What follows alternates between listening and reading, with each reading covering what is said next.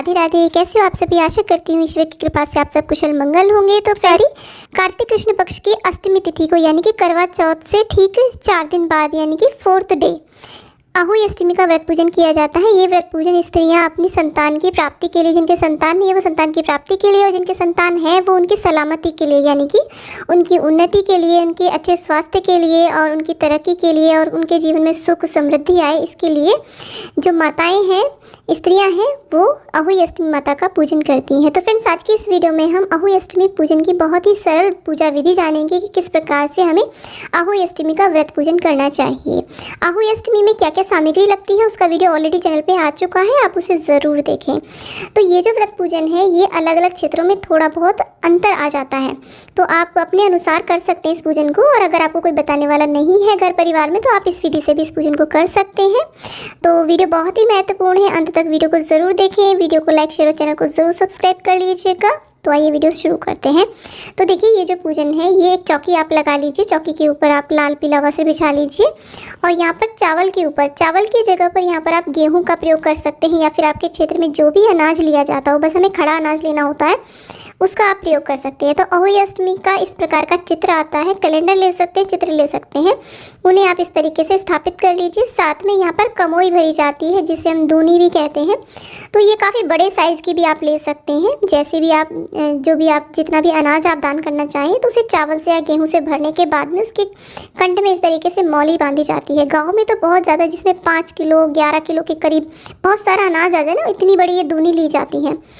और देखिए, दूसरी हमने जो यहाँ पर लिया है, जो हमने घड़ा लिया है मिट्टी का, उसके अंदर हमने यहाँ पे जल भरा है। यहाँ पर आप इसकी जगह पर जो करवा चौथ में आपने करवा लिया था ना, उसका भी आप प्रयोग कर सकते हैं। और इस पर हमने स्वास्तिक भी बना लिया है दोनों के ऊपर रोली की हेल्प से। आप हल्दी का भी प्रयोग कर सकते हैं। इस पूजन में हल्दी का भी बहुत महत्व रहता है, तो हल्दी से भी आप स्वास्तिक बना सकते हैं। और इनको ढकना बहुत ज़रूरी है। इनके ऊपर जो ढक्कन है, ये जब आप कबूई लेकर के आते हैं ना खरीद के, तभी साथ में मिलते हैं।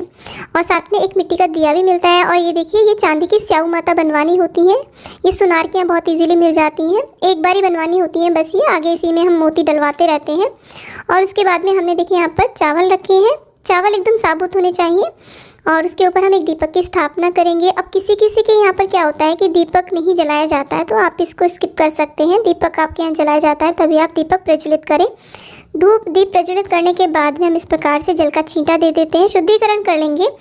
और उसके बाद में हम देखिए, सर्वप्रथम गणेश जी का ध्यान करेंगे। अगर आपने गणेश जी की स्थापना नहीं करी है, चित्र में दिए हुए हैं, तो उनका आप पूजन करें, नहीं तो जो स्वास्तिक है यहाँ पर गणेश जी के स्वरूप में ही दिए गए हैं। तो सर्वप्रथम हमने उनका टीका किया है। बाकी जितने भी चित्र में दिए गए हैं अहोई अष्टमी माता, इनका भी हम यहाँ पर देखिए पूजन कर रहे हैं। सभी को हम टीका करेंगे। जो हमने कमोई भरी है उनका टीका करेंगे, और जो स्याऊ माता हमने चांदी की बनाई हुई है उनका भी हम टीका करेंगे। दीपक का भी हम पूजन करेंगे इसी प्रकार से। तो सभी को हम तिलक कर देंगे। उसके बाद में सभी को हम अक्षत अर्पित करेंगे। वस्त्र रूपी कलावा अर्पित करिए, इसी प्रकार से पूजन करेंगे। अब ये जो पूजन है बिना चौकी के, आप चाहे तो ज़मीन को लीप लीजिए हल्दी से या फिर लाल मिट्टी से, उसके ऊपर डायरेक्ट ज़मीन पर भी ये पूजन आप कर सकते हैं। और इस प्रकार से देखिए, यहाँ पर हमने माता को चुनरी उड़ा दी है, वस्त्र रूपी कलावा भी अर्पित कर दिया। जो भी फूल आपके पास हो आप फूलों को यहाँ पर अर्पित कर दीजिए। अब अगर आपको कैलेंडर नहीं मिल पा रहा है तो दीवार पे भी अहोई अष्टमी माता का चित्र गेरू से या फिर चावल के आटे को घोल करके पानी में, उससे भी बनाया जा सकता है। ऐपन जो होता है उससे बनाया जा सकता है। अब इसके बाद में हमने एक जल का लोटा तैयार किया है, उसके ऊपर हमने 8 टिक्कियाँ दी, क्योंकि अष्टमी का दिन है। 8 यहाँ पर रोली की टिक्कियाँ देने के बाद में उसमें हल्दी कुमकुम डाल दिया है। इसे रख करके हम कथा सुनेंगे। तो यहाँ पर देखिए, हमने हरे फल में अमरूद और यहाँ पर खीरा अर्पित किया है। साथ में जो भी ऋतु फल हो वो आप अर्पित करें। सिंघाड़ा और शक्करकंद जरूर अर्पित करें। और यहाँ पर जो विशेष भोग बनाया जाता है वो बनाया जाता है मीठे पूड़े, गुलगुले पुए जिन्हें बोलते हैं, उनका भोग ज़रूर लगाया जाता है। इसके अलावा पूड़ी, कचौड़ी, हलवा पूरी जो चाहे वो आप बना सकते हैं, जैसा आपके यहाँ पर बनाया जाता हो। इसके बाद में हाथ में कुछ अक्षत लेकर के और पुष्प और दूर्वा लेकर के अहोई अष्टमी व्रत की कथा पढ़ी जाती है, या फिर आप सुन सकते हैं। कथा सुनने के बाद में जिस प्रकार से हम करवा चौथ में करते हैं ना, सेम उसी तरीके से अपनी जो हमने शादी की चुनरी ओढ़े हैं या फिर हमने सर पे अपने पीलिया ओढ़ा है, उसके इस तरीके से पल्लू में हम इसे बांध लेते हैं अक्षत को। और जब हम रात्रि में तारी को या फिर चंद्रमा को अर्घ्य देते हैं ना, तब इसे खोल करके ये अर्घ्य दिया जाता है। तो देखिए, उसके बाद में हम अहोई माता की इस प्रकार से हम आरती कर देंगे। तो ऐसे हमें पूजन करना होता है, सभी को हम धूप दीप दिखा देंगे। और इसी के बाद में ये पूजन देखिए किसी के यहाँ पर तो दोपहर में किया जाता है और दोपहर में ही व्रत भी खोल लिया जाता है, दोपहर तक ही व्रत किया जाता है।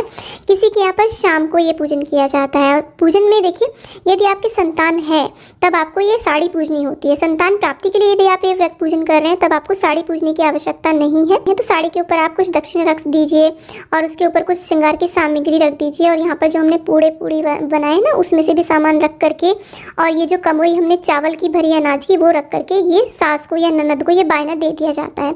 इसके बाद में मिनस देंगे हम इसे, जल में हाथ में जल लेकर के इस तरीके से मिनसना बहुत ज़रूरी होता है।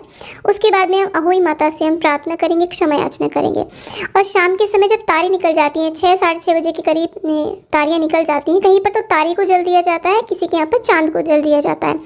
तो इस तरीके से देखिए स्वास्तिक बनाइए किसी भी ऊंची जगह पर और वहाँ पर आप इस प्रकार से दीपक प्रज्वलित करें, पुष्प अर्पित करें, अक्षत अर्पित करें। और ये जो हमने पल्लू में बांधे थे अक्षत दूर्वा उसको हाथ में इस प्रकार से लिया जाता है। देखिए जल की धार से हम इस तरीके से जल हमें इस प्रकार से देना है तारी को या चंद्रमा को देखते हुए कि छींटे हमारे पैरों पे ना पड़े। आप कोई बाल्टी रख सकते हैं, किसी गमले में आप इस अर्घ्य को दे सकते हैं। तो इस प्रकार से हमें अर्घ्य देना होता है। क्योंकि फ्रेंड ये पूजन हम अपनी संतानों के लिए, अपने बच्चों के लिए करते हैं, तो इस पूजन में हमें अपने बच्चों को अवश्य रूप से सम्मिलित करना चाहिए। इसके बाद में चांद तारों की हम इस प्रकार से आरती कर देते हैं। तो इस तरीके से हमें रात्रि में तारों का या चांद का पूजन करना होता है। सेम उसी तरीके से जैसे करवा चौथ में हम इस पूजन में अपने पति को साथ में रखते हैं, उसी प्रकार से आप अपने बच्चों को अपने साथ में रखिए। उन्हें भी इंपॉर्टेंस पता चले कि उनकी मम्मियाँ उनके लिए व्रत कर रही हैं। तो बहुत ही अच्छा प्रभाव पड़ता है, बच्चों को अपना कल्चर पता चलता है। और अगर आप पूजन कर रहे हैं तो पूजन में आप चाहें तो खिलौने भी रख सकते हैं, क्योंकि ये बच्चों का पर्व होता है। बच्चों को खुश करने के लिए आप उनके लिए टॉफ़ी, चॉकलेट या फिर खिलौने रख सकते हैं। जो भी उनके यूज़ की चीज़ें हो, स्टेशनरी की चीज़ें आप पूजा में रखिए। और बाद में उन्हें यदि आप उन्हें गिफ्ट करते हैं तो बच्चों को बहुत ही ज़्यादा खुशी होती है,